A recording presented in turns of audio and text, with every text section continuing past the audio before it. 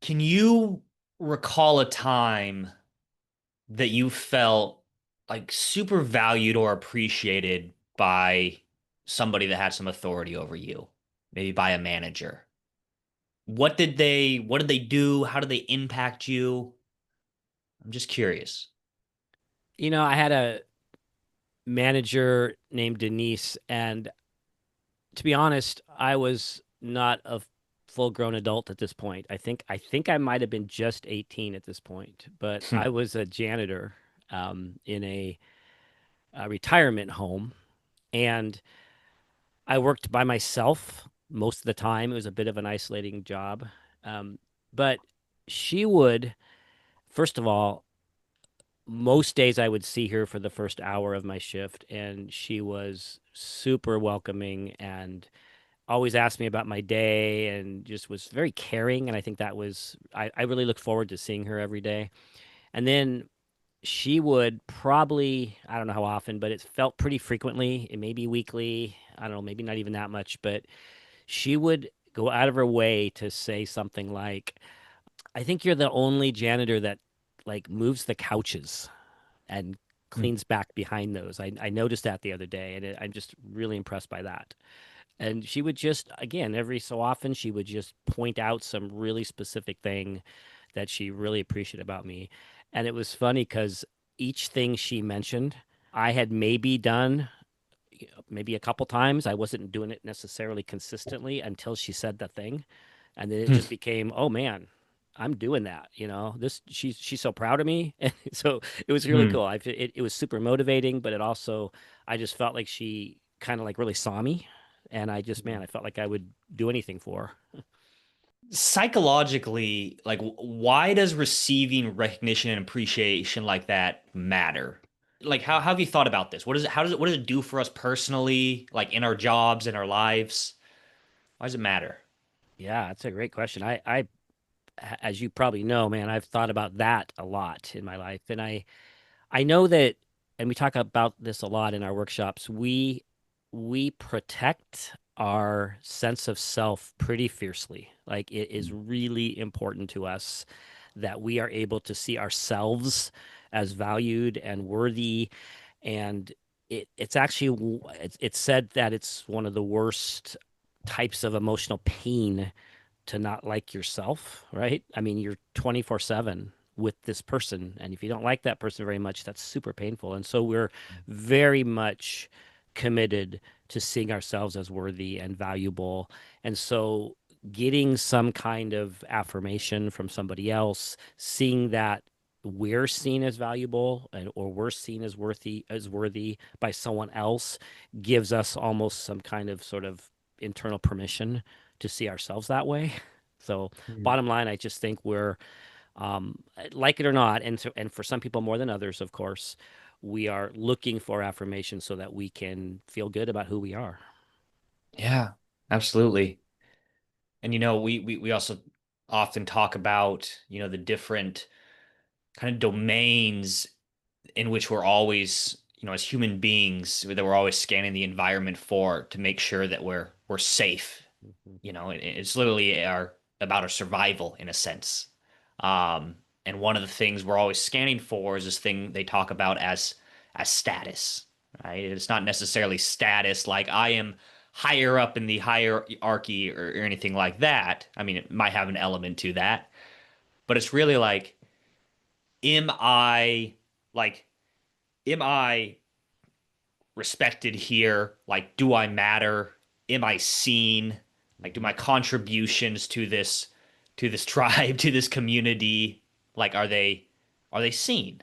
Mhm. And so, I mean, there's probably no mystery to anybody out there, but maybe it is. Recognition and appreciation is a deep psychological, evolutionary human need. Yeah. And yeah, No, no, absolutely.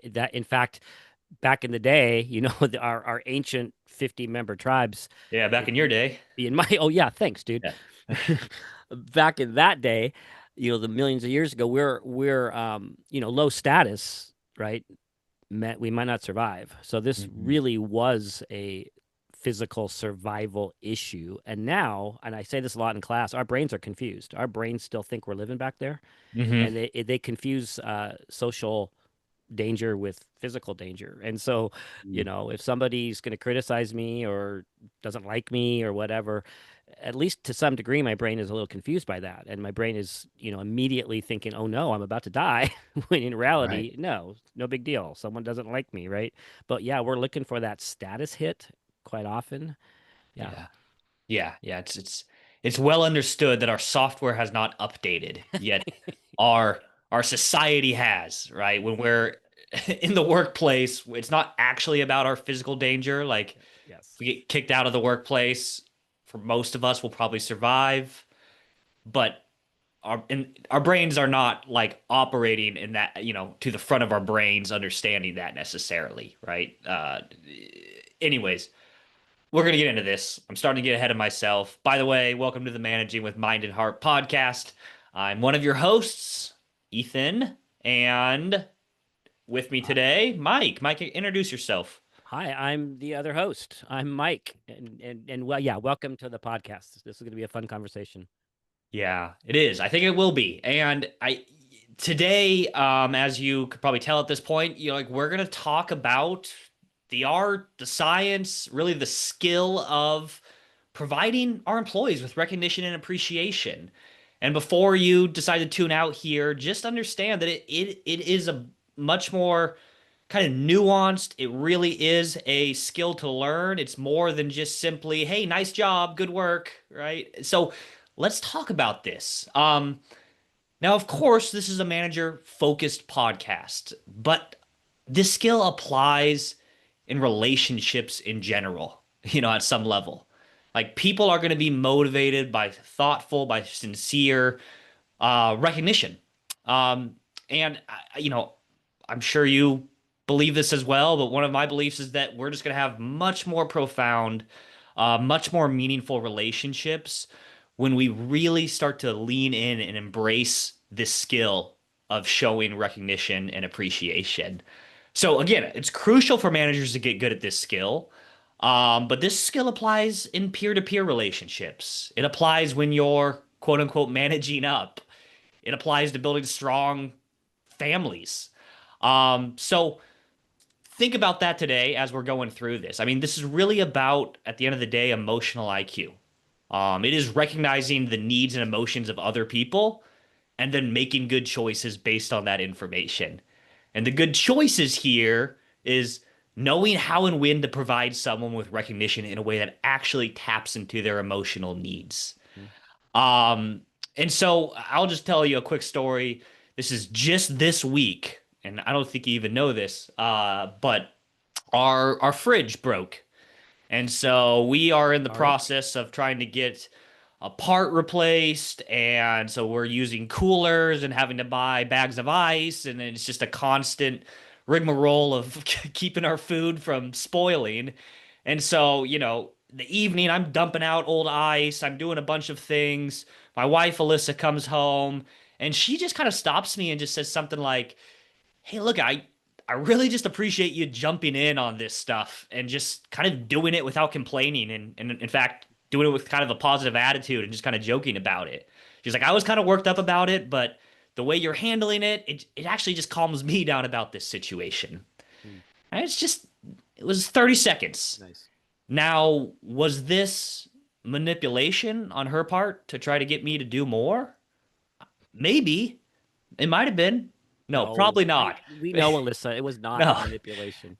But guess what? It did cause me to want to just kind of do Yes. more and Right. keep contributing. I don't think that was her point when she said it. Right. It was sincere, but it also made me want to find ways to show appreciation for her efforts because I kind of stopped and thought, well, you're kind of jumping in a lot too. And Right. so this is a human skill. And I'm excited to talk about this today.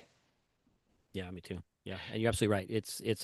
It is a human need. It's a skill that we all could develop. It's comes easier, right, to some people more than others, right? Hmm. There's certain behavior styles who if they're not careful, they lean a little bit toward the honey, I told you I loved you when I married you.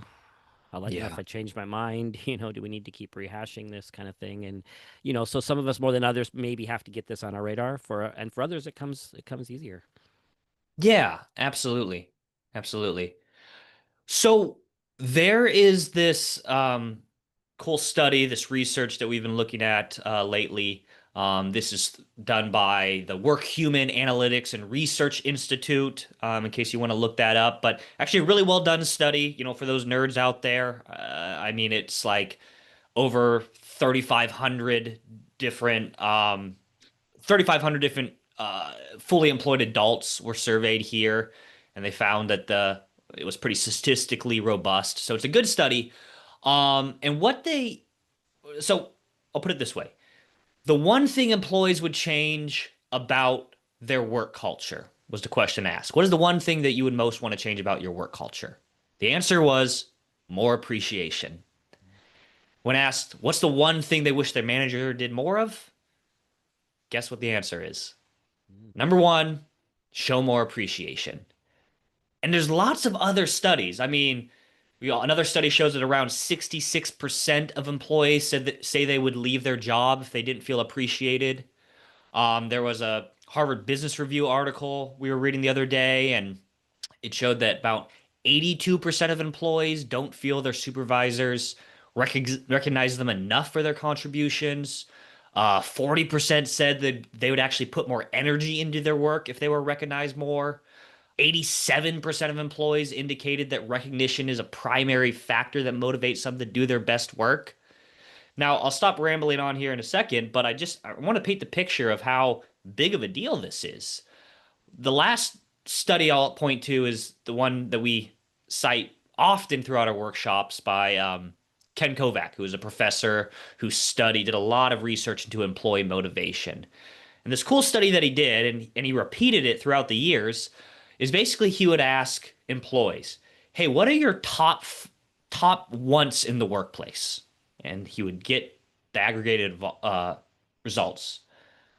Then he would ask their managers, "Hey, what do you think employees want most?"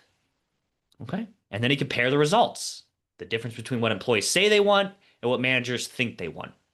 Number one for employees, as far as what they said they want most, is interesting work. Number two was appreciation for their efforts. Now, where do you think appreciation for their efforts showed up on the manager's list of things they think employees want? Not high. All the way down at number eight. And so my question for you here, Mr. Nash, Mr. Mike Nash, is I kind of want to explore this gap a little bit. So with recognition clearly being so important, why does it appear that maybe managers are not appreciating their employees enough? Or why does it appear that managers might be like undervaluing the power of appreciation? Good question. We explore that a lot in the workshops, and I ask that question, and I get tons of good responses, honest, authentic responses. I, I mean, let's kind of brainstorm on this, but I would say the one of the responses I hear the most often is it's hard for a lot of managers to keep this on the radar because it feels like you're kind of thanking people for doing what they're supposed to do anyways. That feeling of, it's like, well, why should you have to say something when this is what they get paid for? And it kind of Mm. I hear a little bit of, I mean, they get a paycheck, right? Yeah. Isn't that They a almost thing? see it as like entitled, like all these people are entitled. Yeah, the whole everybody gets a trophy thing, and and I've even had people kind of immediately go to some sort of generational bias and, oh yeah, it's the younger generations that need a whole bunch of thank yous, and they're missing the truth of what, I mean, what you've just shared, which is literally research based truth, and it's just kind of just instinctually true as well, right? We just know this about humans, but they're missing this. Um, Partly out of, yeah, this fear of kind of creating an entitlement culture. So that's one of the things that I hear a lot, Mhm. and we talk about I mean, even when they say things like, isn't that paycheck enough of a reward or a thanks? And I just have to remind people that your paycheck is absolutely not a reward.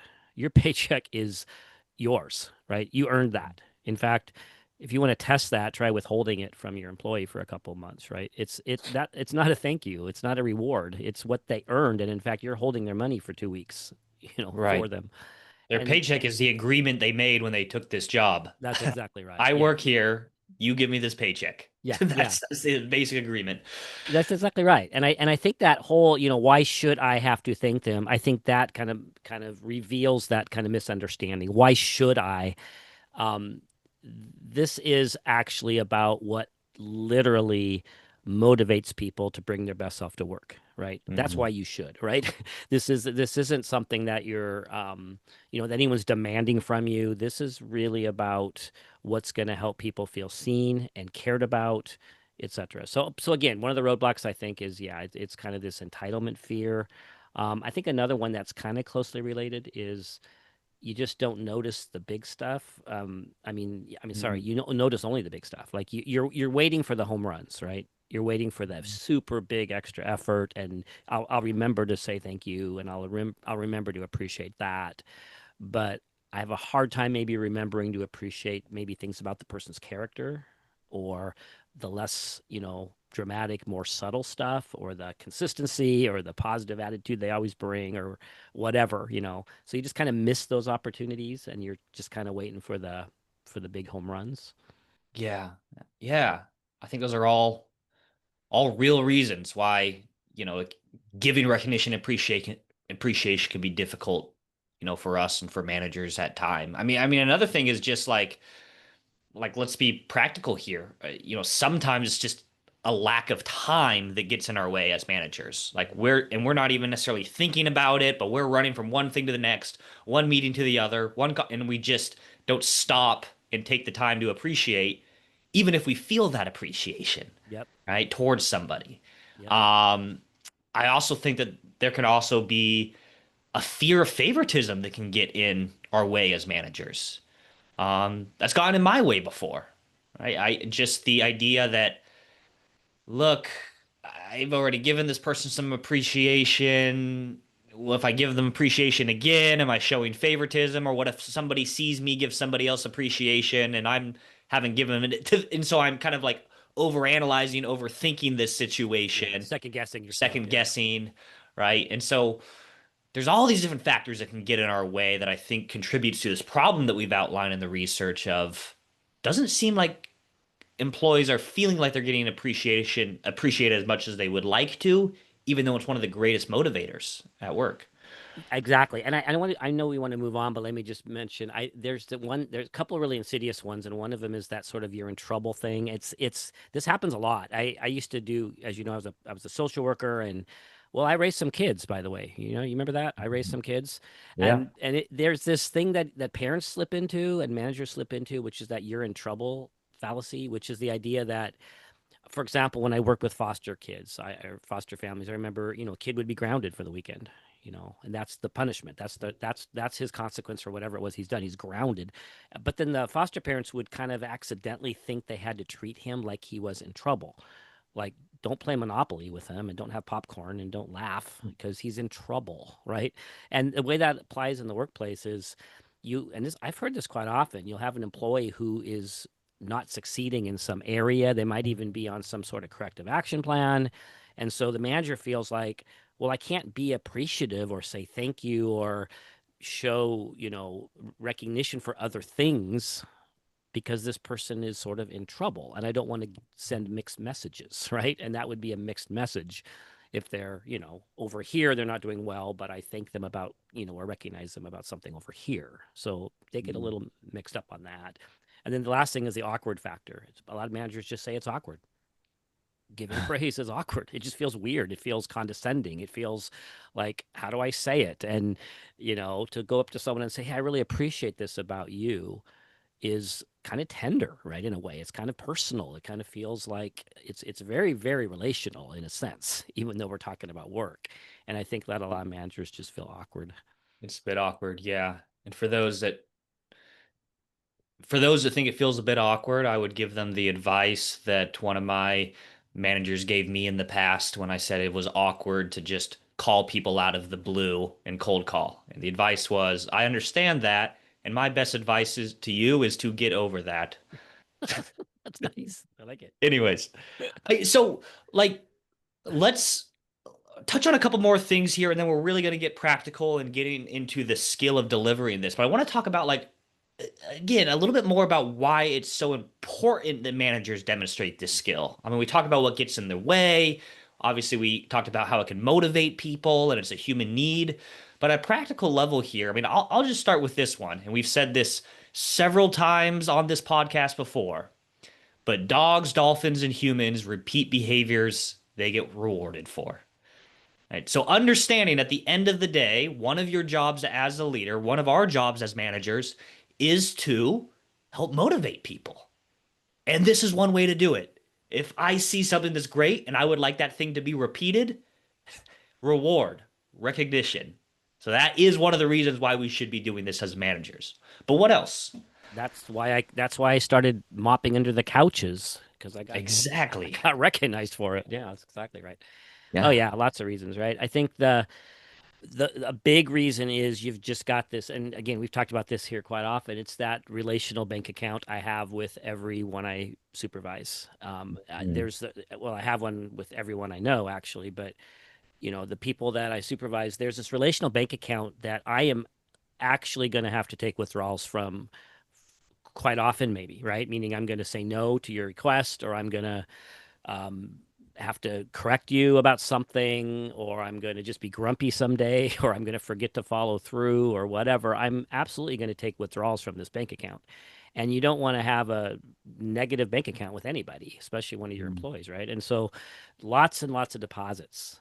And what that creates is these relationships that we call elastic as opposed to brittle. And so that relationship now becomes more able to withstand hard times or difficult conversations as opposed to these brittle relationships that are going to break because something bad happens. And so yeah, these constant or regular deposits I think are really necessary for the health of that relationship over time.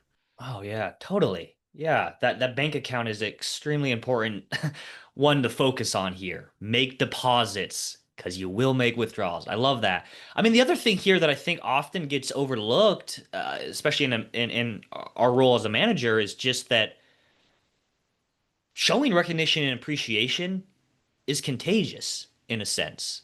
And there's a lot of research that backs this up that especially as the manager, the things that you do, especially that are, creating kind of positive emotion in people, that spreads. Other people start showing more appreciation or recognition to each other. And do we want a positive workplace culture? I think we do. And so just know that you could have a really cool effect if you just embrace this skill of giving recognition and appreciation. So it's contagious. Yeah, and you just said something about especially for a manager, and just a if we could take just a quick side note on the power differential, which we've talked about here quite often, right? And I actually had a conversation recently. We were talking about the power differential with one of my coaching clients, and they were under the impression that I thought the power differential was a bad thing, like it's a problem, Hmm. and I can see where they got that because we had talked about how maybe a manager might misuse their power differential and create a Yeah. lack of approachability. But the power differential is your friend. I mean, it's actually one of the greatest gifts we have as managers, and we get to use it for good. And in this particular topic, man, when you get recognition and thanks and praise from somebody with a power differential, it makes an amazing impact. I mean, I test this in class. People remember their whole lives when a manager praised them. Like when a Hmm. person with a power differential praises them, it's a really big deal. And it can actually do a little bit of restorative transference for people. Like, not, I mean, this gets a little bit more personal, but I mean, not everybody had great childhoods, not everybody received the kind of recognition and praise they needed, as human beings. And here they are in a workplace with this person with a power differential, and that person recognizes them and sees some good in them and is able to, articulate Mm.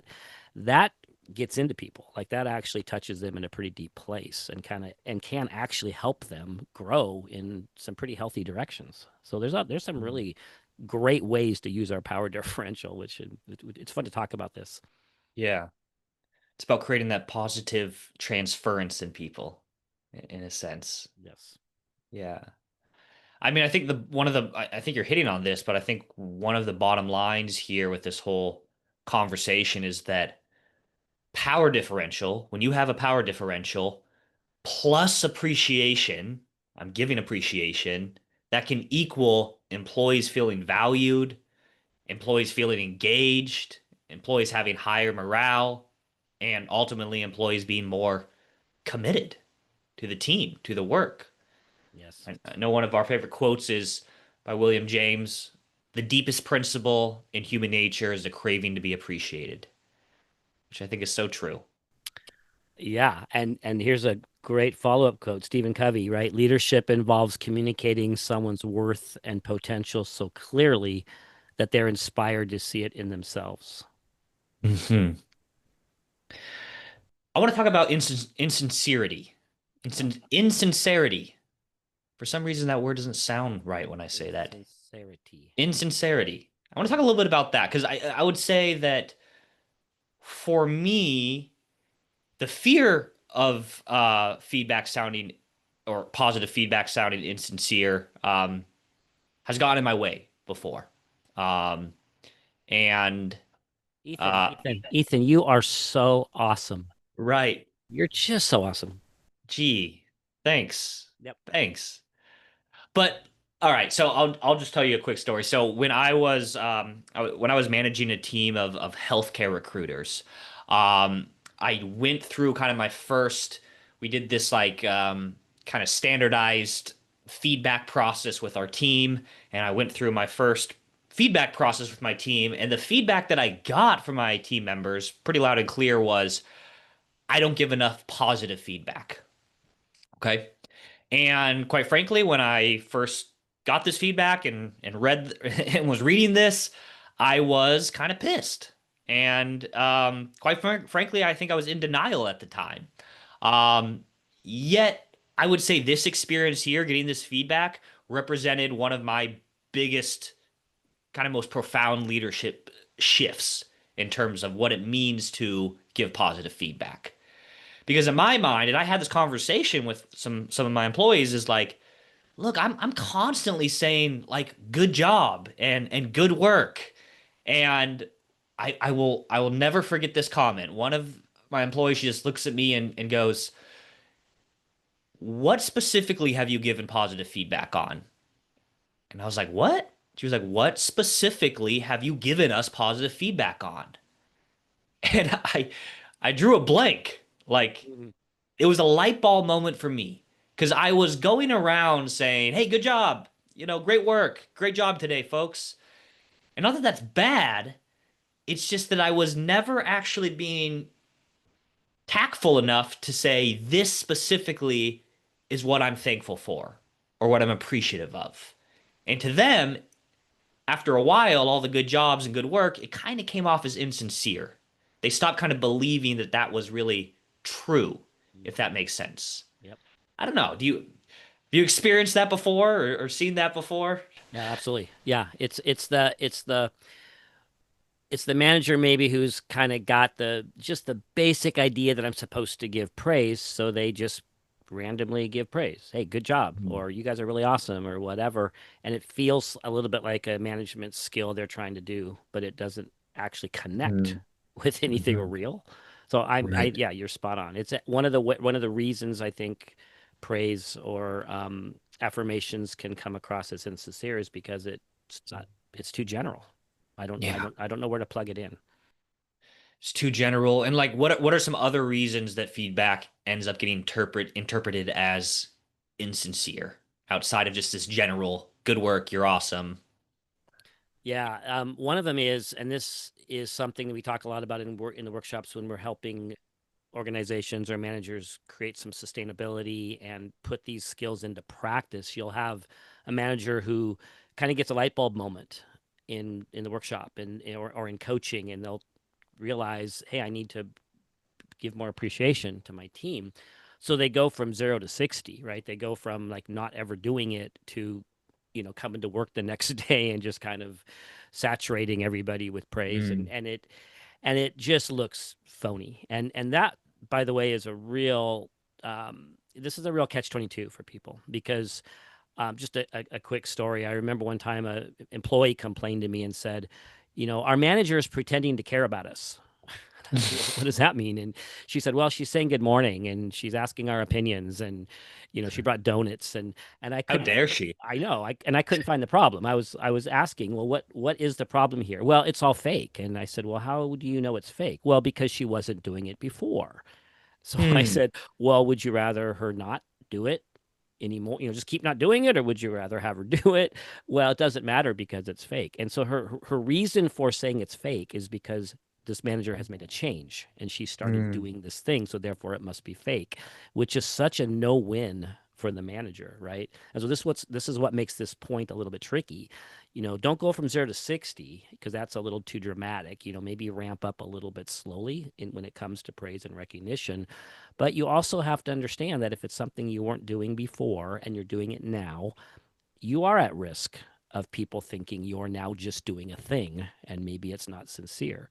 And you're going to have to think in two ways. Number one, be persistent, right? mhm, Keep doing it, and ask yourself, is it sincere? Am I actually noticing things that I appreciate mm. and saying something? Yes, it is sincere. I'm just going to tell myself that. Over time, people are going to relax. So, all that to say, it can look insincere because I wasn't doing it before. Yeah, absolutely.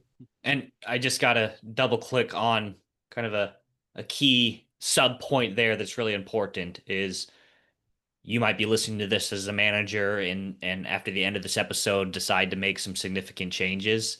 I want to come back to the point that you mentioned, just be persistent. Yes, yes, yes. Um, Yep, yep, People tend to resist change even when they want that change, even when it's good for them, even when again, even when they requested it.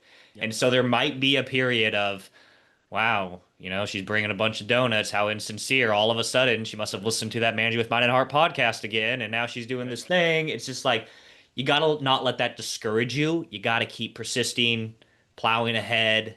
And Yep, after a while, it becomes the norm. People settle in, and it will well put. start to feel a bit more meaningful and sincere. Well put. And by the way, Um, this is not one of those skills you should announce. There's right. there's many skills you can announce. Hey, I'm going to try to run better meetings, or I'm going to try to follow through more. Hold me accountable. Please don't come to work and say I'm going to start giving more praise. Yeah. Do it. Well, Don't say it. I get that. Yeah. I mean, to play devil's advocate on that, just for the fun of it, like, couldn't there be you could get some manager points and demonstrate some humility by talking with your team and just saying, hey, folks, I've gotten some feedback that I don't give a lot of praise or positive recognition. I just want to say that I feel a lot of thankfulness and I think it. And I also recognize I just haven't been great at saying it out loud. And I want to start saying those things that I'm thinking out loud. And so I just want to kind of put that out there for you all that this is a growth opportunity for me and it's something I'm going to be working on. I mean, couldn't that actually be a good way to approach that conversation? I And believe also it's gives you some, like, a little bit more rope if, they know you're working on this, so maybe you don't show appreciation when you should have, and they're like, well, at least I know that Ethan's Mhm. working on that. I don't know. Yeah, this was a close call. I'm not going to disagree. But it is a close call because there are very many skills that I would absolutely agree with you on that. Like show some humility. I'm working on follow through, or I'm working on this. But we tend to say if it's the relational things. Here's an analogy. For example, if I'm going to try to show more caring and respect, which is our first management skill of the top 15, I don't want to tell people I'm going to start showing more caring and respect. It almost feels like I'm setting myself up for looking insincere by telling Mm. people I'm going to start doing this thing. So this one is almost in that category, but maybe not, right? Where it's almost like this is one of those almost, at least for me, do it, don't say it, and let that just happen, as opposed to I'm going to start giving you more praise. And now they start thinking, oh, he's doing this thing he said he was going to do, and it's not real. But it's a close call. I'm not going to Yeah. disagree. I think there's many.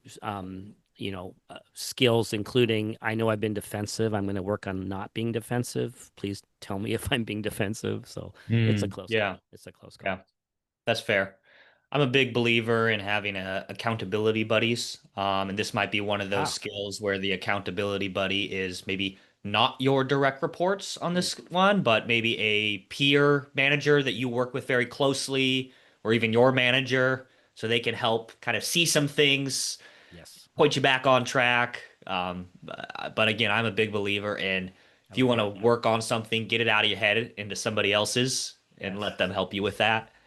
Okay. Um, I like that. Okay, so I want to transition here. So I know that you have these kind of four big categories of recognition. In a sense, these kind of four different types of recognition that you can provide people. Would you mind just maybe kind of briefly touching on all four of those categories, and then we'll kind of deep dive a little bit more into each one. So, yeah. Yeah, super quick. And it's four categories, but in practice it sort of becomes eight, which we'll get to, right? But yeah, the four main categories. You've got merit based recognition, which is simply stated they've done something and you want to recognize them for that. Great job on the project kind of idea. You've got character based, or we sometimes call this always behaviors, as opposed to something they've done. It's something they always do, or something about them. Right, man. Mhm. Your the positive vibe you bring to meetings is really helpful. So that's a little bit more about who they are or what they always do. So that's character based or always behaviors. There's JFB, and I always have people try to guess in class what that is, and it's just for breathing. It's just because I'm here and I work here, and you show appreciation just because, right? And just a quick side note, every so often when we first mention that, you might have someone cynical, oh, everyone gets a trophy. And I remind them that, hey, how many of you have raised kids or are in the middle of that right now? I know you're not just showing appreciation when your kids accomplish something, right? You're doing Right. it because they're just in your family. Then there's the fourth category is some version of embedded or programmed merit rewards or recognition that's just in the organization. It's a system in the organization, like productivity bonuses or catch me awards or employee of the month. They're kind of built into the system. So those are four categories, but we call it eight because we have this team of people that we work with as well, not just one employee. In most cases, we have more than one employee. That team is a separate employee. You think of that group of people as its own entity, as it's like your fifth employee if you only had four Mhm. employees. So And recognition on the individual level and recognition on the group level. You're kind right. of And so thinking of those. all four of those categories show up a little differently, but they all apply to this other employee I have, which is the group, merit based. Great job, team. You've really rocked that. Character or always. This is what I really appreciate about you as a team. You're really good at this. Just for breathing, I'm gonna just do something fun for you all, just to show that I appreciate you, and then program stuff. So Nice. yeah. Well, later towards the end of this episode, we'll maybe briefly touch on kind of these four different categories of recognition and think about, hey, which categories are going to be the most powerful for motivating our employees, which categories need to be kind of done kind of carefully or could lead to some negative results. And so as we're talking through these four categories a bit more, as the listener, maybe be thinking about that. How might these be used? Where might I need to be careful? So on and so forth. But let's talk about the first category of just merit. Okay, something they did, giving recognition and appreciation for something they did. Maybe just give me some examples of what this would sound like, what this would look like, merit-based recognition. Well, there's an art to this we'll get to here in a minute to really make it sticky, but this can be everything from thanks for speaking up about that in the meeting. That was really helpful. Um, Appreciate, man, you put some extra effort into that project. Mhm. Your suggestion for improving the checkout or the checkoff list really helped. Thanks for that. Yeah. Thanks for the idea, right? Thanks for staying late. Man, Yeah. that the mentoring you've done with Charlie over there, really appreciate that. And those things, I'll just say, they're targeted, they're very specific, they're very powerful, and I don't think they can be. Well, I almost said they can't be overdone. Everything can be overdone, but what can be overdone is like you were saying, Ethan, the real general. You guys are all great. Good Mm. work, everyone. That can be overdone, but it's kind of hard to overdo mentioning the stuff you're noticing people doing well. Hmm. Yeah. Yeah. So basically, this is about giving positive feedback on a positive behavior that you saw, as a manager. Yeah, and I would just say the skill here is to be open to noticing, right? To not take things for granted, to just notice that there's things happening. I just quick note on this. I One of the activities we do in class, I had them think about their employees and just jot some notes. What are some things you've seen them do recently? Big things, little things. And I had one manager who I think he had a handful of employees. He had 4 or 5 employees. He literally could not come up with one thing, Hmm. not one thing. And that's the chances of him having four useless employees who have never done anything good in the last 3 weeks is pretty low. That's not what's happening here. He was having a really hard time noticing. Hmm. Yeah. Interesting. Notice. Start noticing. I think that Yes. is a great principle to keep in mind. If you want to do this well, you got to open up your eyes a bit more and have this on your radar so you see the things. Yeah, and maybe even do that exercise. Sit down and write down the names and try to make yourself find 3 things that Hmm. each person has done in the last 2 months. And then you've got it right there. It's good practice for your brain, and it's a good to-do list to maybe go share some of those with the person. Good. Well, let's deep dive more into kind of the real art of giving feedback in this way. So all those examples, I mean, those are great at some level, don't overthink it too much, but this really can be a powerful tool if we do it real well. When we talk about how to give corrective feedback, so how to give negative feedback, we talk about the BIR method, and the BI stands for behavior impact. So I say, hey, here's the behavior that I don't like or I want to be different. The I is here's the impact of that behavior. So I'm not just stopping on just don't do this behavior, but here's the reason why this behavior should change. Here's the impact it has on me, the team, the organization, etc. And if you're interested in reviewing that, we on episode number 8 actually, we talked about the BIR method. So go check that out. But I think the same concept, the BI part, behavior impact, applies when giving positive feedback here as well, in a sense. So, for example, when I'm giving this praise, this recognition, I'm going to talk about what they did, which is the behavior. And I'm also going to mention the difference it made, which is the impact of that behavior. So, for example, hey, thanks for staying late to troubleshoot the system. That's the behavior. And then I link that behavior to the positive impact. That kept the team from missing a key deadline or something like that. And now that praise feels earned. Like it doesn't just feel vague in a sense. Does that make sense? Is that how you would explain that? That's exactly right. It's behavior and impact, and you can do that literally every time. Like if you're noticing a behavior Yes. and you like the behavior, there's a reason you liked it. What's the Hmm. reason you liked it? Well, because there was an impact that I like. So there's always behavior and impact, always. So, man, thanks for double checking the site setup. It prevented a serious delay, right? There's behavior and impact. Yeah. It gets us to understand why that's important, which solidifies it, I think, in our mind. And it's going to be more likely that I would repeat that behavior in the future when I understand the positive impact. And it's very unlikely that they're going to think that's insincere because you've actually negated any insincerity. It's clearly sincere because you're saying this is why that behavior was so awesome. You're literally telling them. So it's Yeah. real. It's very real. Now let's add this. So we got the behavior, we got the impact, which is great, right? Even if you were to stop there, I Mm. think that's excellent, an excellent way to give recognition and appreciation. And we can even make this more sticky.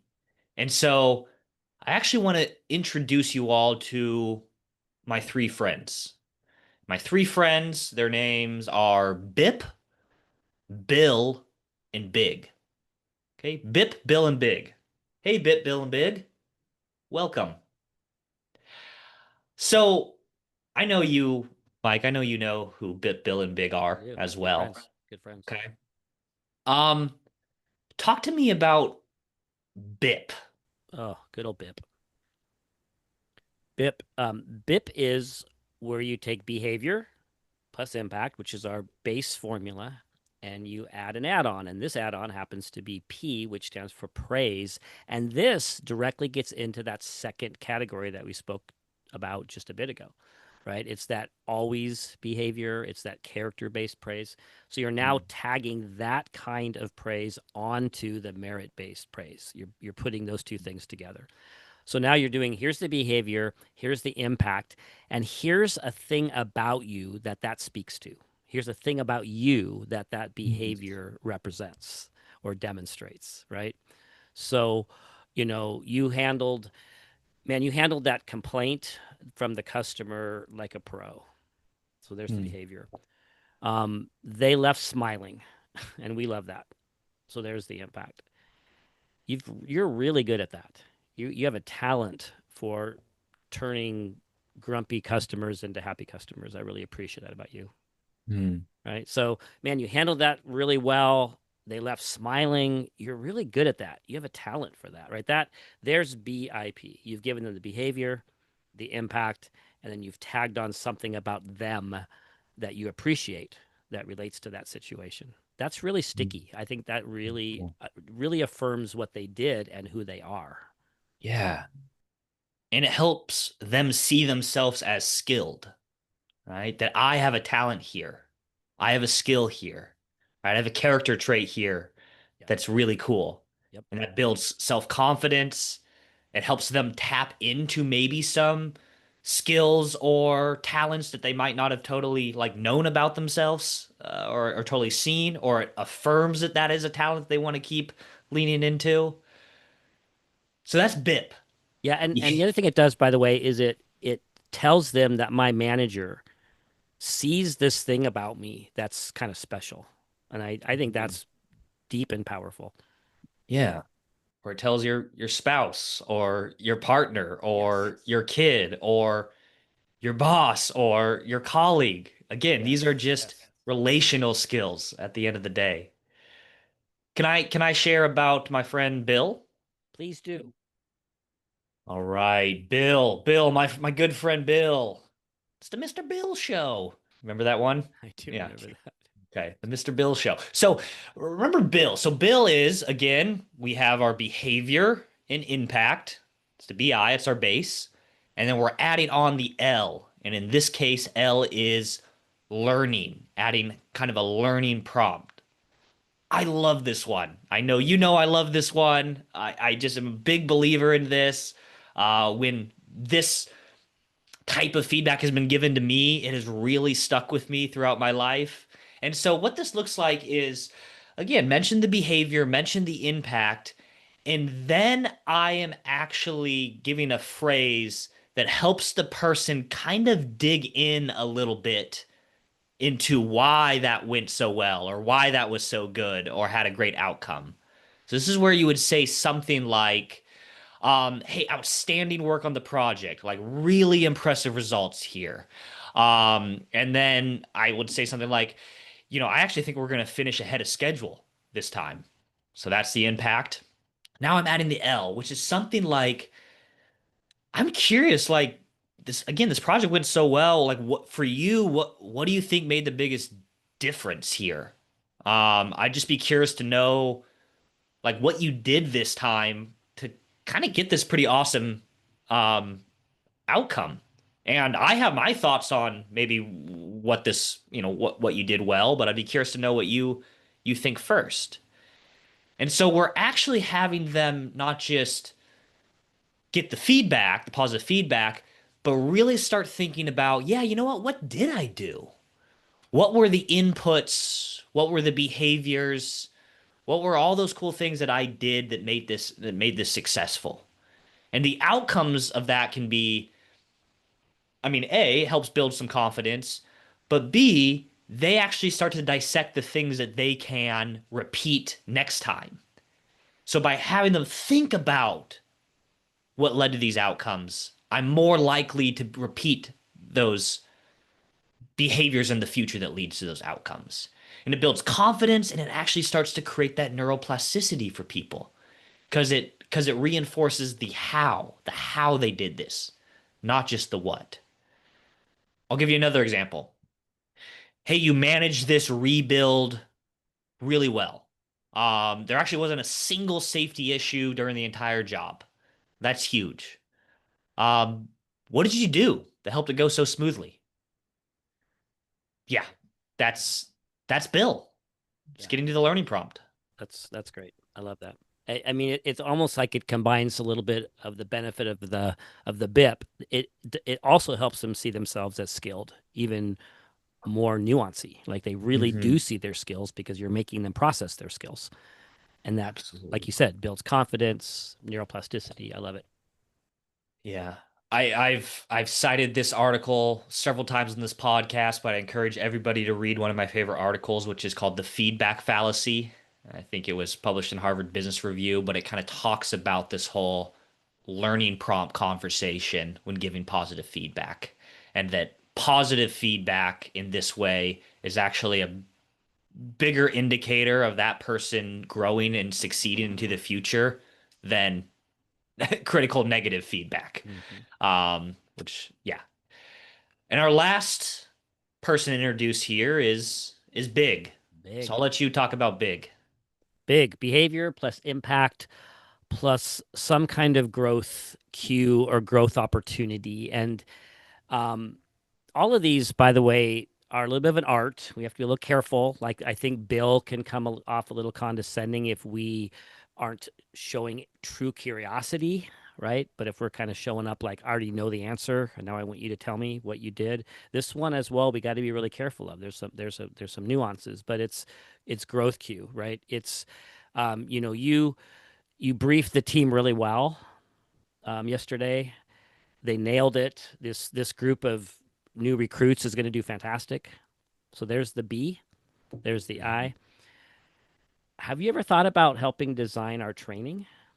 Or, would you be willing to work on a checklist? Or it's basically just it's an invitation to ask them to consider how they can maybe use this gift or this skill or this talent in other ways. And the Mm, reason I said here's one, there's always a little bit of let's be careful. This one you got to be a little careful with because there is that kind of common meme out there that man, my reward for doing good work at work is to get more work. So mhm, you don't want this to feel like you're just piling on more work on somebody just because they're good at something.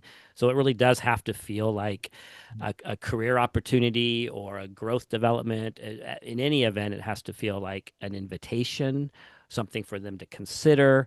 But it's really affirming because what you're saying is here's the behavior, here's the impact. And man, I would love to see this talent used in other ways. I'd like to see mm. you develop this in other cool ways that could help you or help us. Yeah. I mean, you could even ask, you know, where could you see this skill or talent of yours being applied in other areas of our Yep. team or of our business here, right? You Yes, might I not like have to that. have your specific idea of how it could be applied, That's to have good. them Yeah. think through that. Well, actually, I've been really wanting to work a bit more on these type of building projects, and I think I could Mm. excel at that given X, Y, and Z that contributed to the success of this project. Right. Yeah. Good. I love it. One thing It, I just noticed about these three these three approaches to feedback, the giving praise, the learning prompt, or the growth prompt. I mean, these are all coaching skills, right? As a manager, as a leader, you're coaching people. Right. You're saying you're highlighting their strength for them. You're asking some good questions that help them kind of unpack their success. You're indicating other areas that they could use this talent and helping them think through that. I mean, these are really high level coaching skills, which I just think is cool to think about and remember that at the end of the day, one of our key roles as managers is to be a coach. Right. This was all about the merit category, something they did. We'll maybe again briefly touch on the other three categories here real quickly. Before we do that, I just want to take a quick pause and make an ask of our listeners, if you will.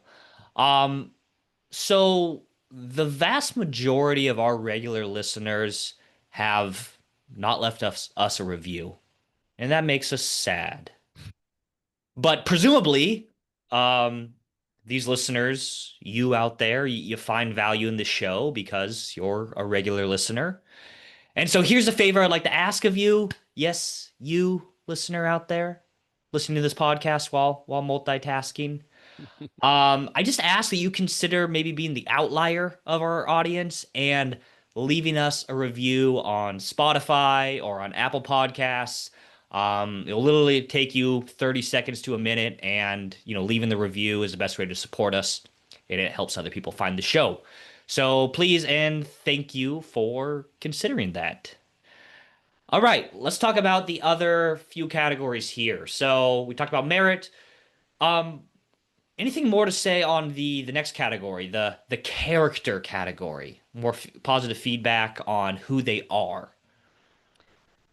No, other than to say we've referred to it with the BIP. They're, we're kind of borrowing from that category when we're doing behavior impact and praise about the person. This would be as a standalone, just focusing on that, just being able to notice something about somebody that's true about their character, about what they always do, and mentioning it. I actually believe that when you get this kind of recognition from somebody, it's it hits deeper in a pretty beautiful way, even than merit-based praise. Because now you're noticing something about the human themselves, right? Not just about what they do or what they've done. So it's really the theme is here's something I appreciate about you. And it's a really good activity for, again, for anybody. You can do this as a parent, you can do this as a manager, you can do this as a partner or a spouse. Just do the exercise of listing 5 things you really appreciate about this person, about this Mm, employee. You don't have to be committed to saying all these things to the person, but you sure could. At some point, you could pick one of those, and you could, in your next one-on-one with an employee, just want to say, "Hey, I just want to let you know, um, I don't think you've ever been late to a deadline ever. Your timeliness is incredible. I really appreciate that. You're really good at that." Now, is that merit? Yeah, it's something they did, but it's a little bit broader than that. It's something they always do, right? That mm, that great attitude you just tend to bring every day to work. It just makes the workplace a happier place. I really appreciate that about you, right? yeah, So yeah, just finding something about the person and letting them know. yeah. You're always super careful when you review the data, right? You seem to just like really have an eye for noticing the important details, right? I Hmm. appreciate that. Yep. Yep. You're really a subject matter expert in this area. Hmm. Your tendency to just always take new employees under your wing. Like I really appreciate that, and I see that. Right, so there's so many different areas this could apply to. Yep. Well, the third category here, so we've covered merit, we've covered the character slash always type of behaviors, and the third category is JFB, just for breathing. Again, this is, hey, I'm glad you're here.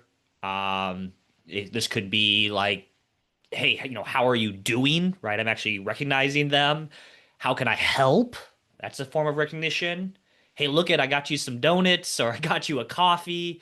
So it's just from breathing. Now, people struggle with this one, I think, the most. Like, why do I give, why do I need to give positive feedback for someone for just for breathing? It seems like a little bit more of that, like everybody gets a trophy type of, thing that I see the pushback on.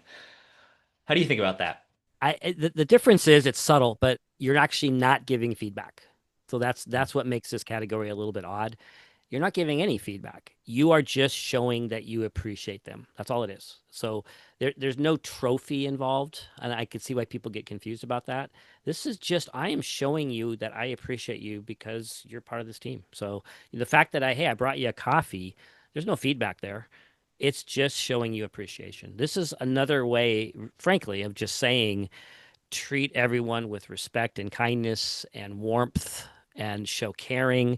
It kind of goes back to what we talk about when we talk about the first of the 15 management skills, right? Show people caring and respect. It dovetails perfectly with that. So it's any version of demonstrating or saying, I'm glad you're here. I'm glad you're part of this team. Hmm. I like that. The last category here is programmed merit. This is more kind of expected rewards, kind of rewards that are more part of a formal process. Mhm. What are examples in a workplace of these type of programmed rewards, program merit?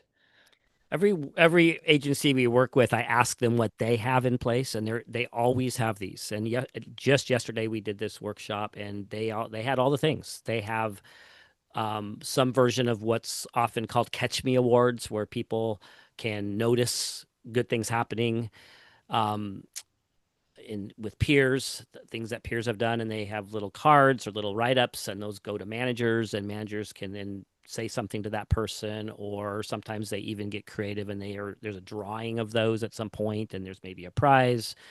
Um, there's the classic employee of the month kind of thing. There's awards for customer service. There's even built in like financial bonuses sometimes for productivity. um, there's a lot of these, and most organizations have these in place. Hmm. So would this then also include like end of the year bonuses based on getting a good performance review that some people have, set up? That would Yeah. also be a programmed merit. Yep. Exactly. Yeah. There's one that came up yesterday, which was a years of service recognition, which is actually a combination now of programmed merit coupled with just for breathing, right? Just because you've been here a long time, we're going to recognize you. So there's a combination of those two categories. Uh-huh.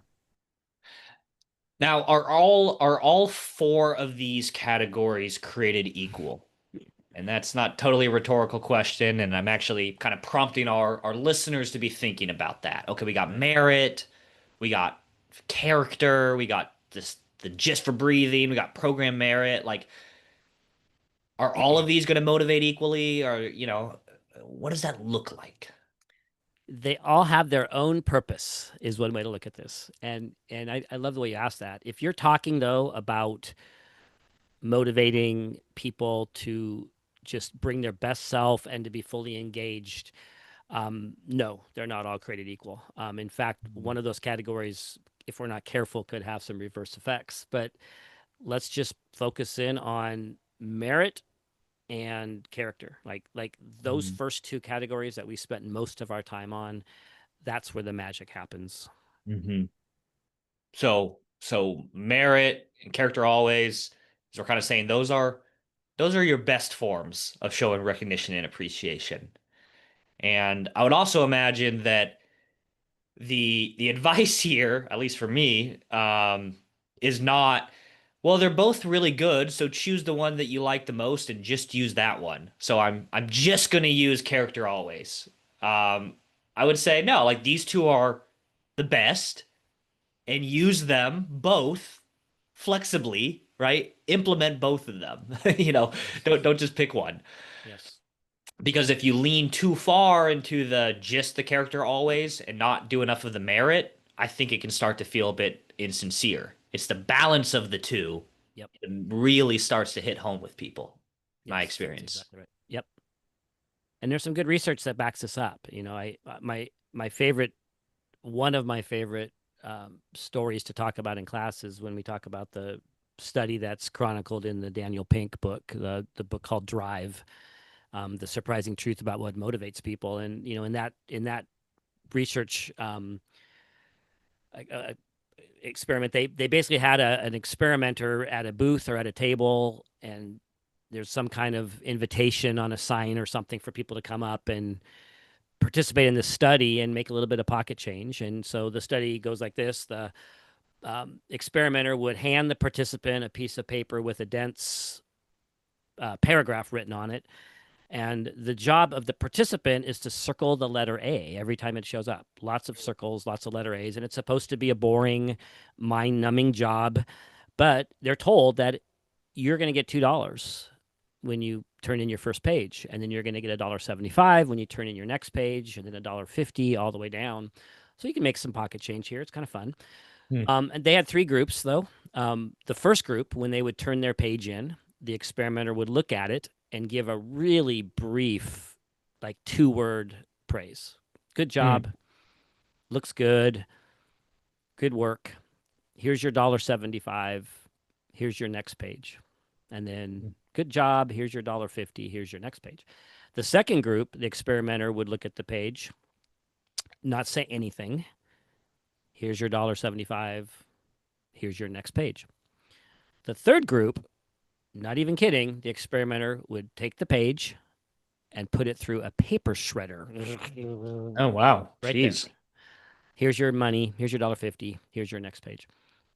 Well, the results were not surprising, although some of the results were surprising. The not surprising results were, guess which group did the most pages, Ethan? You know the answer to this. The group that got their paper shredded. Okay, remedial class will start after this podcast. No. Hmm. The group that did the most pages, of course, was the group that had the 2-word praise. And it Hmm. was weird. There was actually people in that group who went all the way down to, here's your 25 cents, here's your next page. And they did Hmm. it. So they're working for free. Hmm. The second group, who had no comment, they did far less, far fewer pages, and many, many more people in that group stopped when they could have made more money. And when you think about the contrast there, people Hmm. that are actually working for very little money versus people who are leaving money on the table, and the only difference is this quick word of praise. That's all Hmm. that. That's all that. And these people, don't know that there's 2 groups or 3 groups. They just are doing what they do because their brain is getting rewarded. Their need for praise is being met, and they want to do more, right? And then the weird thing, it's that third group that had their paper shredded. Hmm. They statistically did the exact same amount of work as the second group, as the group Hmm. that had no comment. And so that proves, Interesting. of course, is that if you really want to demotivate your employees, you don't even have to destroy their work right in front of them. You just have to do what? Shred their paper. Just don't say anything. Oh, just don't say Just anything. don't say anything. Right. Just Okay. ignore them. Just Okay. don't praise them, and you'll get the same results as if you shredded their work. That's crazy. Yeah, wow. That is wild. Huh. Thanks for sharing that. By the way, in episode number 77, I did a super nerdy deep dive on motivation and just kind of reviewed a lot of the research and literature on what tends to motivate people in the workplace, what tends to demotivate people. And so maybe check that one out. So what so okay, so we've established merit, the character always. Those are going to be our most powerful forms of motivating employees. What about the just for breathing category? How should we be thinking about that one as well as the programmed merit? It is not less than the others. It's scratching a different itch, which is a weird way of putting it. It is really about creating a bank account, a relational bank account, like we talked about earlier. This is about showing people that you care about them, that you value them, not for anything they're doing necessarily or anything they've Mm. done. It's about relational bank account, and it's contagious, meaning when you treat people this way, it helps to build a positive workplace environment. It's one of the reasons people want to come to work is this sense of belonging, and there's a ton of research on that, and this can help with that as well. So Mm. it's a broader way of saying I appreciate you. That's not connected to anything they've done, but it is absolutely about building a relationship. And of course, the more I build a relationship with you as an employee, the more trust you have in me, the more elastic our relationship becomes, all the good stuff. Okay. What about program merit? Well, this one can be a little tricky. This is the one we want to ask people to be cautious about, but I'm really cautious about saying that because we are not asking organizations to not do this. We're not asking organizations to stop doing these things. Mm. We are asking people, we are asking organizations, executive teams, et cetera, to have this mindset. When you get an employee survey that says people don't feel appreciated, unfortunately, what a lot of organizations do is they say, okay, we're going to add in some systemic built-in program that's going to make everybody feel appreciated. And I'll just say this probably emphatically, it never works. Yeah. As a standalone way of meeting that need, it doesn't work for so many reasons, Mm. including, well, let's start with employee of the month. You have 300 employees. What's the chances you're going to get it that month, right? How many people are driving to work and thinking, dang, I'm going to get employee of the month this month and I'm going to work really hard? It's not happening. It creates a sense of unfairness sometimes. I'm not saying it's a bad thing. It's an add-on. Like a great newsletter is not a great way to communicate. It's an Mhm. add-on though, right? It adds morale. These are really good things to do as add-ons. But what I'd rather organizations do when they realize they want to improve in this area, instead of spending effort and money and time creating some kind of system way of recognizing, train your managers. Mhm. Focus on managers doing all the things we've been talking about for this last hour because that's where the real magic happens. Yeah. Well said. Well said. Yeah, and with program merit, to your point, we're not, we're not saying don't do those things. The Right. problem is if it's the only lever that you pull, right? Right. It's one, pull that lever, have those, but recognize the other forms are probably going to be more powerful, and that is something that each individual manager has to take responsibility for, right? They have to be the ones that provide that recognition and appreciation and know how to do it well, know how to do it tactfully, commit to it. And yes, that's the individual manager's responsibility, but at the organizational level, so that organization's responsibility to say, hey, this is how we want to lead and manage here. Let's work on this as a group. So, Yeah, and couple of quick thoughts.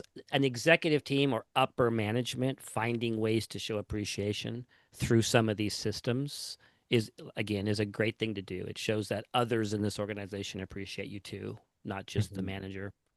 And then I got to tell the kindergarten story. One more caution. They took this group of kindergartners and they said, for that first hour of today, your job is to color.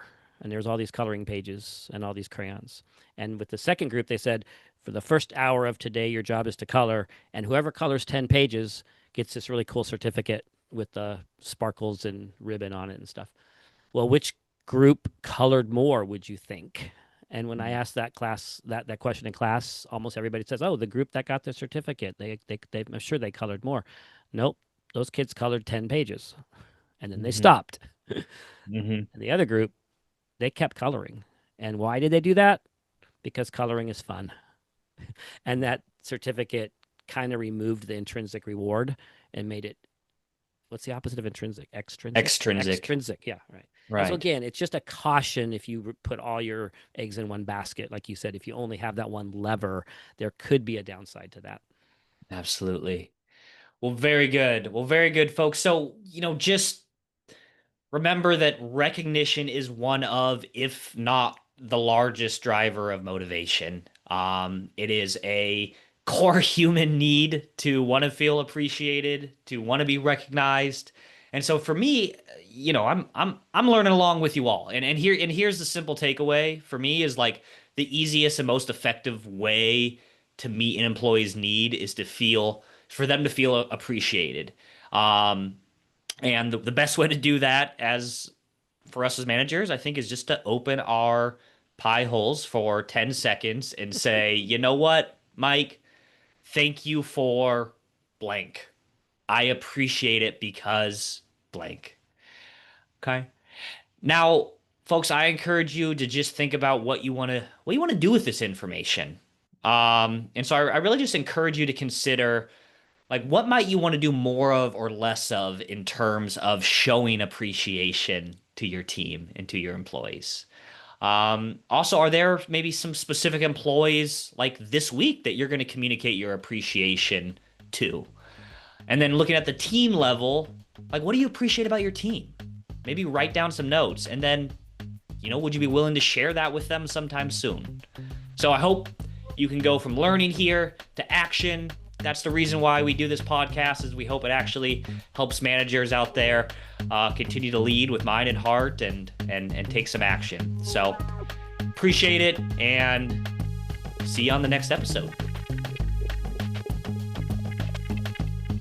Hey folks, wait, don't go yet. Please stay with me for 1 second here. I want to let you know about a couple cool little goodies that we have available for you.